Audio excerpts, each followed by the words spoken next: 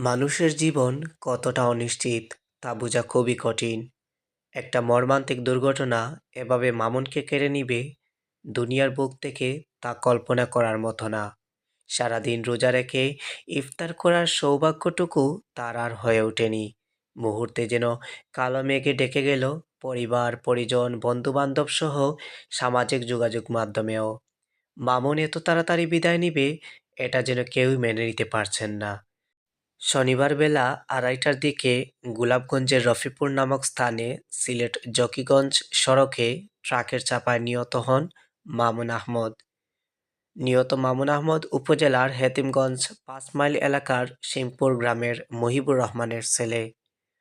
মৃত্যুর বিষয়টি নিশ্চিত করেছেন গোলাপগঞ্জ থানার ভারপ্রাপ্ত কর্মকর্তা মনিরুজ্জামান মোল্লা।